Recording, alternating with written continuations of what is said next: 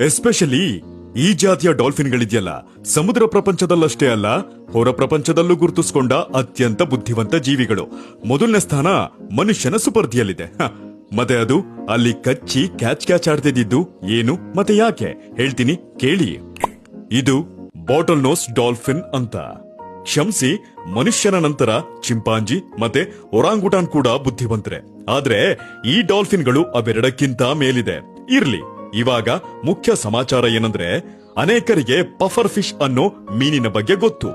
ದೇಹದ ಮೇಲೆಲ್ಲ ಚೂಪಾದ ಮುಳುಗಳಿರುತ್ತೆ. ಅದ್ರ ಒಳಗೆ ಟೆಟ್ರೋಡೋಟಾಕ್ಸಿನ್ ಅಂತ ಒಂದು ಮಾರಣಾಂತಿಕ ನ್ಯೂರೋಟಾಕ್ಸಿನ್ ವಿಷ ಇದೆ.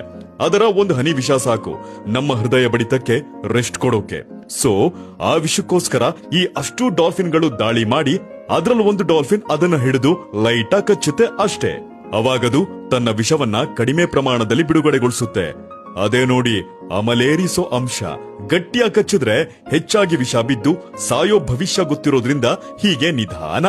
ಒಂದು ನಶೆ ತಗೊಂಡಾದ್ಮೇಲೆ ಇನ್ನೊಂದಕ್ಕೆ ಪಾಸ್ ಮಾಡುತ್ತೆ, ಅದು ತಗೊಂಡಾದ್ಮೇಲೆ ಮತ್ತೊಂದಕ್ಕೆ.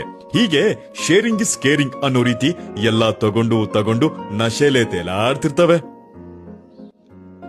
ಮರುಳ ಹಣ್ಣಿನ ಬಗ್ಗೆ ಕೇಳ್ತಿದ್ರಲ್ಲ, ಎಲ್ ಸಿಗುತ್ತೆ ಅಂತ.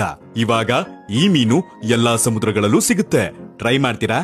ಅಯ್ಯೋ, ತಮಾಷೆ ಮಾಡ್ದೆ ಕಣ್ರಿ. ಆಮೇಲೆ ಅಷ್ಟೇ, ಜೀವ ಮುಖ್ಯ. ಬಿಟಾಕಿ ಅವೆಲ್ಲ.